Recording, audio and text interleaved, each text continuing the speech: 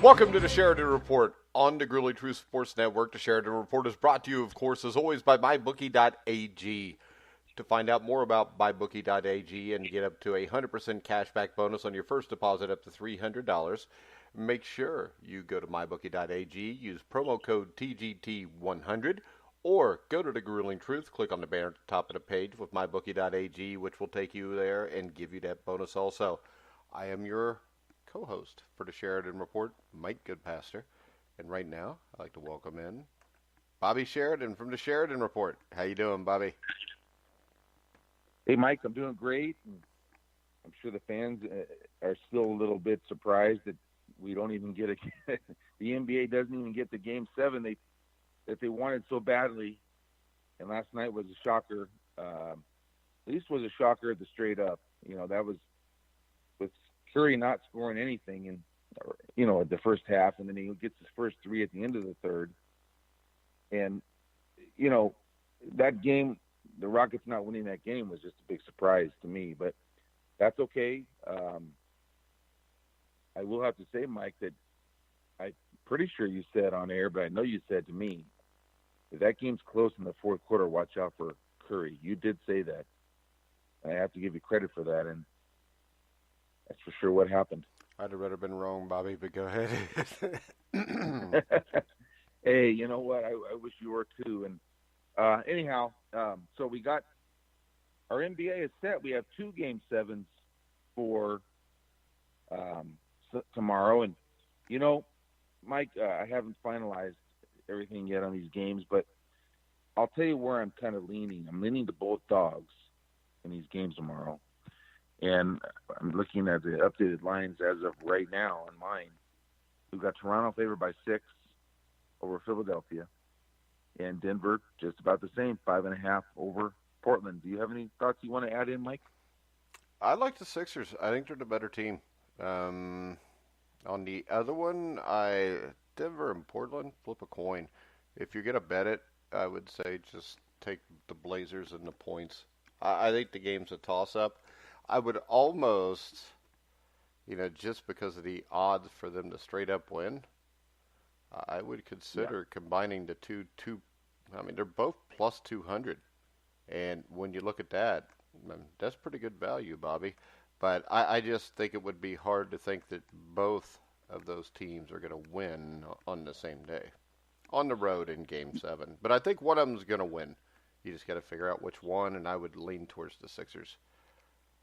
Yeah, I think Philadelphia at plus 215 and the Blazers at plus 195 is what I'm showing now. So basically about 2-1 on both. You could bet both and be right once, and you're going to make a good profit. Yeah, which is what I would do. That's a good way to do it. You combine them both together in a 2-team parlay, you get like 8-1 odds. Yeah, that's amazing. And well, look, it doesn't take a whole lot of convincing, I don't think, on that end, because look what we saw last night. That was totally supposed to be Houston going back home, winning that, and then setting up a really great game tomorrow, and it didn't happen. And I have looked at some stats.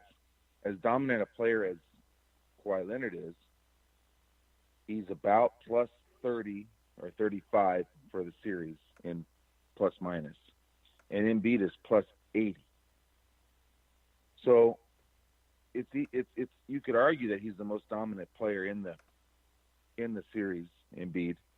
And Mike, you said it. We started out with 2 days between the first couple games, and then it went 1 game the rest of the way until now. We've got 2 days again. 2 days, and that's going to help Embiid. So he's going to be on the court. When he's on the court 30 or more minutes, they win. So you're going to have all the factors Philadelphia needs tomorrow, just accept that they're on the road. But they've won at Toronto this series already once. Yeah. So, and you go to the other series, and again, it's a lot of what we talked about. It's trust factor for in terms of your bet. For who do you trust more? And the one thing that hasn't popped up, and I will say this: Jamal Murray has played great. And he's helped get them to 3-3. He has played great, but that is a guy right there that I do not trust.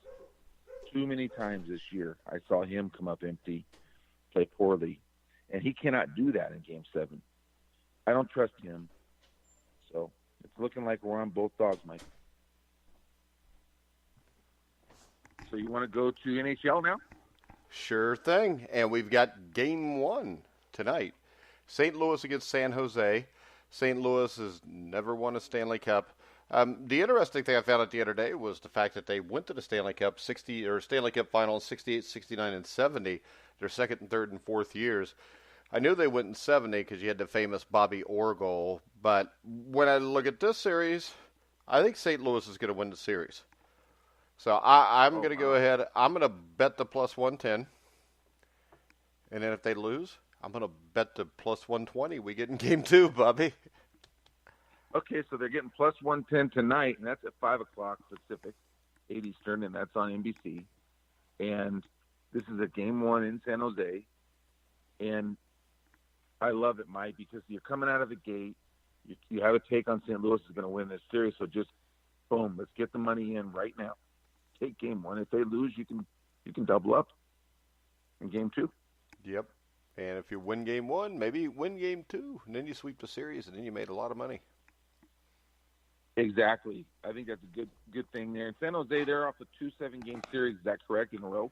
Yes, So which could be rough. Of course, the Blues are coming off the tough series with the Stars, so that kind of, I don't think, makes that big of a difference. I just think Jordan Binnington, between the pipes for the Blues, is going to be the difference. And I think that the Blues are going to win the Stanley Cup, which could have got huge odds in January if we'd have bet it. Yeah. All right, Michael, you've convinced me. We'll do something with the Blues tonight. We'll hook it up with one or two of our baseballs and make some money. Yeah, and right now for the series, it's pretty much even anyways. The Blues are a minus 105 and the Sharks are a minus 115. But you want to go to Major League Baseball? I do, but I want to make one comment because this is piggybacking off of what we talked about a couple of days ago with your NHL. The scenario happened, Mike, exactly the way we said it in tomorrow's game. So we don't have a show tomorrow. That's why we got to talk about this today. Carolina is going to Boston for Game 2 tomorrow. It's at noon. And if you remember, we said lay off of Game 1. They're not sure. You like Carolina, but you thought Boston might win Game 1. So I said, well, Mike, then let's let Boston win it convincingly, and that'll set up Game 2's nice price. And it happened. It was 2-1 Carolina going into the third. Shows that they can play with them. Shows that they can beat them. Boston has a huge third period, 4-0. Now you got your minus 155 Boston plus 135 Carolina. It's all set up. So I would think, based on what we talked about, you're on Carolina tomorrow. Yeah, you would think that, Bobby. I'm not really. I just, to me, if the Bruins are playing well, they're the better team. So but they're not playing well enough to, I think, win 2 in Carolina. So I would probably bet this game with the intention of betting Game 3 in Carolina either way, to either get my money back or to get ahead. Okay. Well, I just tell you, we talked about this scenario, and it came up. Now you got to follow through. I'm going to try to give you the push to follow through because this is exactly what you wanted. Well, I just said I would bet Carolina in Game 2 with the express consent of betting on them in Game 3 too, because I think they get Game 3 for sure. But if they get Game 2, then you got something. Yeah, you do. Okay, sounds good. All right, let's go to baseball, Mike. Baseball today. We hit our top play last night, and we had two out of three of our valued underdog straight plays, which I'm really pleased with. And we've got it again working today, Mike. We got some 3 underdogs I want to tout again, and let's hit 2 of these. And if we can connect all 3, that's a huge, huge parlay. I'm on it, and I'm going to get you on it here right now. The first one, they've had a time change. This one's 12:15 Pacific. I think it's an hour backed up. I'm sure because of the weather. This is what I'm seeing. I haven't done a lot of research on this stuff yet, but I'm just getting into it. Pittsburgh plus 180, and that line has really, really darted up. Last night when I wrote the report, it was in the plus 150s. I did think it would go up a little bit, but not this high. So we got Pittsburgh plus 180. This is a series, Mike, that I really felt was going to be very, very competitive, probably a split. And with St. Louis coming into the series, not playing their best ball, not hitting the ball their best that they have so far, they took a little dip again. And Pittsburgh playing extremely competitive, especially against right-handed pitching. They've got a couple left-handed batters, Moran and Reynolds, added to their lineup that has a solid middle, and it gives them some depth and some length. And it came through yesterday for us. We had a nice win. Well, I like them right back. Jordan Lyles has pitched every bit as well as Miles Mikolas has. Mikolas is the bigger name, and I think Pittsburgh can win this game, and they've got the back end of the bullpen, Mike, that's rested. Crick and Vasquez did it for us yesterday. They each pitched to score this inning, and I'm looking for them to do it again. So we got to have the lead through 7. I think we can, and that's plus 180, so I really like Pittsburgh. We go on to our second game, and that's Detroit, and that's going to come up at 11:10, so you got about a half hour on this. Spencer Turnbull plus 150, playing at the league-leading Minnesota Twins, minus 160, and this is a divisional rivalry. And these are two pitchers that are roughly in the same caliber, although Spencer Turnbull has turned a lot of heads this year. He kind of came out of nowhere to be a mainstay in their rotation. And I think they get their bats going today, Mike, against Pineda, who can sometimes struggle with his command. So I like Detroit. I think this is their best shot in the series, and they're going to get plus 150. I like them. And then finally, the last straight play, and I didn't have it pulled up on this screen, so I got to pull it up here. That's right. It's because I haven't played it yet. I've got the Giants tonight as my top play, Mike. The top play Giants are plus 118. Jeff Samardzija. It's a pair of right-handers, Anthony Desclafani for the Reds. And, you know, I'm looking to play the Giants in this series, and I laid off game 1 going against Castillo, which was a correct move. Castillo threw the shutout. I think, where did he go? 7 innings last night. I didn't check the final. Yeah, I think it was. Yeah, he went 7 innings, and you know, nice win for him. That's their ace. And so tonight we got a couple midliners, and I think the Giants, the bats that we've talked about 2 times on the road trip, especially this last one, they need to wake up at home, and I think this is a spot for them to do it. So they got a night game here. Some of their Saturday games are afternoon, which I like. I like the night game tonight, the 6:05 start. Samardzija has been throwing pretty well. I think tonight their offense perks up, and here's a 7 for Candace. I think this is an over. This is a Giants over parlay. The over is 7's minus 120. So for Candace, if you're listening in Miami, this is your 7, and you got your Giants over. It's my top play, so you're over 7. Let's make that a little parlay for the listeners. And finally, Mike, our mix and match, we've got 2, and I'll add 1 to the 2 that we have. We've got the Cubs at 11:20, so that's coming up. That's in that Milwaukee series. I was very surprised they lost yesterday's game 1, but I like them right back with the left-hander Hamels. A left-hander against Milwaukee is what's key. And then we've got the Indians coming up at 105, and then we've got game 2 that we took the Tigers in game 1 of that doubleheader, come back with the Twins in game 2. We'll make that our 3 mix and match games that are still left on the board. So there's your baseball, Mike. All right, Bobby, what do you got for on this day? Well, on this day, I think you're going to like. You can probably do this kind of stuff in your sleep because it's 85 Cincinnati Reds.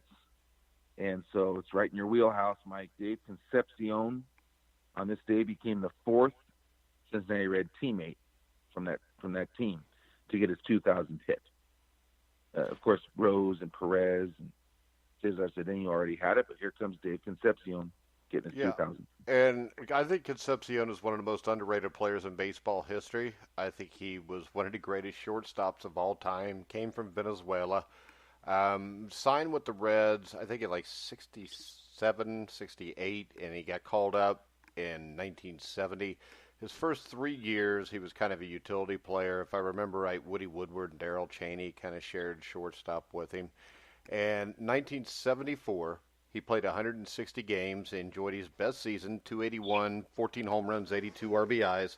And by 1975, he's part of the Great Eight with the Reds, which is Pete Rose, Johnny Bench, Joe Morgan, Tony Perez, Ken Griffey Sr., George Foster, and Cesar Geronimo, which I think in the 1976 season, I think his 281 batting average was the lowest batting average of the starting eight, which isn't too bad. He was I think he made five.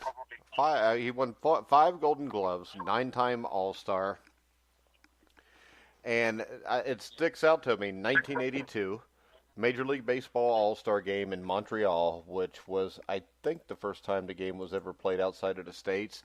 He hit like a 2-run home run. He was named the MVP. And the thing that really stands out to me was later in his career, he had a lot of shoulder, elbow injuries, had surgery, I think, in 1982. And he worked with Tony Perez and Dan Dreesen. I think it was Dreesen first and then Perez when Perez returned to the Reds on making a one bounce throw on the artificial turf at Riverfront Stadium. And I think he was the first shortstop to ever use that to his advantage, where the ball would actually get there quicker, skip it off the ground, and he actually played, I think, until about 1988. The best story that I know about him, though, was, and I think it was 1974, and this is about the time Concepcion became. This was, I think, the first year that he was the regular starter, and he was in like a horrendous slump. And he couldn't figure out what was wrong. And you know yourself, you played baseball, you get in a slump, sometimes you just can't get out of it. So Dave Concepcion was in a clubhouse at Wrigley Field. And there's this huge dryer there. Have you ever heard this story? I have not, Mike. All right, there's a huge dryer there. Actually, Pat Zachary told me this story a few years back when I interviewed him at a Reds Fest thing. But he eyes the huge dryer, and he's desperate for a change, so he climbs into the dryer. And he called out clowning. He was just kidding to a couple teammates. Maybe this will help me get my bat hot. And Zachary, going along with the gag, shoves him all the way in the dryer and hit the switch. And the dryer turns on, and there was like this big puff of smoke that comes out. Sparks are flying everywhere. And the machine whirls and begins to rotate with Concepcion in it. And Zachary told me, I'll never forget it. He said, Davey starts spinning. And he said, I was just kind of standing there with my eyes bugging out because he said, when I hit the button, I didn't think it would spin with him in it. And he said, it was terrible. He said, we were all banging on the side, trying to hit the switch again, and the machine kept going. And finally, one of them started kicking the machine, and the machine stopped. The interesting thing about that was Davey goes out that day, and this was like a month into the season, and he was batting like 111. And he goes 4 for 5. And for weeks, it was almost impossible to get him out. For a month after that, he batted like 550. And from then on, he was a good hitter. That is a great story. I love it. And, oh man, there's a lot of little things like that in baseball. As soon as you sent me the thing that said Dave Concepcion, I didn't even care what it was about. That's where we were going with it. Well, that's a great ending. Hey, and the other thing, I just remembered this because I'm pretty sure in his last season with the Reds, I think it was 1988. It was like his 19th season. Pete Rose brought him in late to pitch an inning and a third at Dodger Stadium in a blowout game. He gave up 2 hits, no runs, struck out 1 batter. Did not know that either. Now, my guess is this. Pete probably had money on the over and needed a couple more runs scored. Hey, you might have. And you know what? Around that time, right? I mean, that's exactly the time. Well, anytime Pete Rose was breathing in a baseball game, I think it was around that time, whether it was 1965 or 1985. Oh, man. I'm not one of these people that think that just all of a sudden he started betting on baseball. I mean, come on. I'm not stupid. Well, true. So, but anyhow, that's a great story, Mike. And remember this, Pete Rose made the final out of Game 7 of the 1972 World Series down in Run. he was a young man back in those days, though, Mike. I don't think he was doing He it was not back a in those young days. man. He would have been like 30 years old then. Yeah, I don't know. but I, like you I don't think said, he did because he hit the hell out of the ball and ended up catching it at the warning track. I just figured I'd throw it in there just for fun in case Steve Risley's listening and wanted to get a conspiracy theory going. well, there were no conspiracy theories working in the NBA like everybody always thinks. Holy I cow! I didn't mean, that say was there was. I just think no, this. I In did. the end, when you talk about the greatest point guards of all time, last night's a reason why Chris Paul will never be brought up because you got to win something at one point. And last year he didn't play in Game 7, and last night he didn't either. He didn't play in Game 6. I mean, he played well at the start of the game. But, I mean, I knew at halftime, you texted me, and I didn't want to tell you the truth. If it's tied and Steph Curry has not scored a point, you're going to lose. I Yeah. mean, it's just. Well, I was the way I looked at it was okay. Enough feeling out. There was a feeling out process there that I almost predicted in my head. The first half would be kind of that way, and then here comes the second half, and that never came. Although Rockets had a 7-point lead with 8 minutes to play. What else do you want? Yeah, but this I is the mean, problem. you A 7-point lead you with want to be 8 up minutes 20, to but play, and the other team has Klay Thompson and Steph Curry, that can be wiped out in 20 seconds. and it was, Mike, and that's what was crazy. And I was reading some other stuff that Houston got, according to things I was reading. I don't know if what I'm reading was right, but that Houston got a majority of a lot of the calls. Did you feel that way watching the game?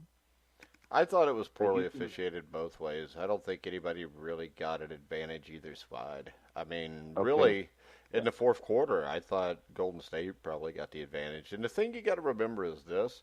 You may think that they won a game 7 in that series, but if you're going to go conspiracy-wise, you want Golden State in the finals either way. And if you dick around with putting it in a game 7 and James Harden goes off for, 23 pointers, you may not be able to control anything then. right. Well, So, that's another way and to look I at still think this from what I saw. If Denver beats Portland in Game 7, which I think is a toss-up, I think Denver will beat Golden State. I think Portland can also, but I think Denver definitely will because when you take Durant out of that, if Durant does not play in the conference finals, I don't see how you deal with the big guys in Denver. And I mean, they've got Jamal Murray and Gary Harris, who are really good defensive guards. So Yeah, you're not going to be able to shut down Golden State's guards ever. But if you could just slow them down a little bit, and you don't have the presence of the Durant, this whole series could depend on what somebody like Iguodala or Looney does. And if it depends on that, they're both streaky. So you're really leaving it in hands that you don't want to leave it in. Well, you know who Golden State's rooting for in that game. They match up much better with Portland. There's no doubt Oh yeah, about it. because then it's just a guard shootout. But the problem with that is in a guard shootout, you still got Cantor underneath. I mean, Portland's not terrible there, and Portland's a deeper team. So I think Golden State is in trouble either way, but I think they're going to be the favorite either way. Now what we need to do is just wait and see how big a favorite. Correct. Yeah. Because I would jump on Yeah. a series number at plus 220 right now in a heartbeat with either team against Golden State. Well, you're going to get that. I know. I think That's either what way I'm you're waiting going on. to get that.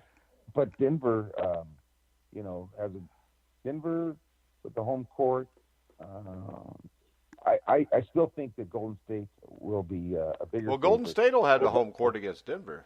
Golden State's the one Yeah, seed. they'll have it over both, but Denver will be Golden State will be a bigger favorite over Portland.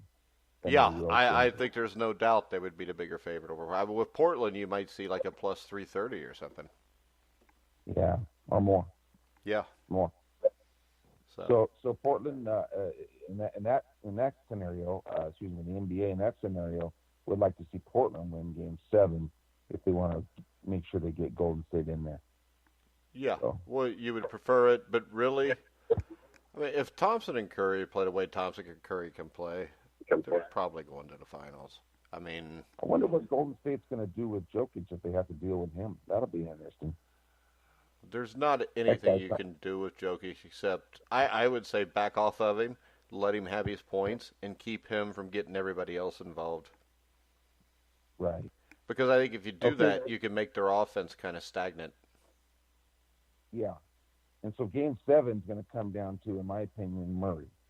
And so I'm going to predict Well, that I think it comes down to the two guards. I mean, whichever guard tandem plays better wins this game. And when you look at that, Lillard and McCollum, I think, are the better players. But the toughness Murray has displayed, and Harris, that's why this is such a toss-up to me. Because I look at it, I think Portland's got the better backcourt, but Denver's got the tougher backcourt. And going to a Game 7 at home, that toughness, I think, could be the difference. Yeah. Yeah, no doubt about it. Well, all right, Mike. Those are going to be a couple good games tomorrow. We'll be looking forward to seeing those. All right, and we will be back on Monday with the Sheridan Report to talk about the numbers on the conference finals, talk a little bit of NHL, and, of course, baseball. Make sure you check out the handicap guide, Phil Rankin, on Twitter or Facebook. Check out the Sheridan Report, SheridanReport.com, or at Sheridan Report. You can hear all of our shows on iHeartRadio, iTunes, TuneIn, Spreaker, Stitcher, Spotify, Zeno Live Radio. Basically anywhere they have podcasts, you'll find The Grueling Truth. So for Bobby Sheridan, I'm Mike Goodpasture. You've been listening to The Grueling Truth, where the legends speak.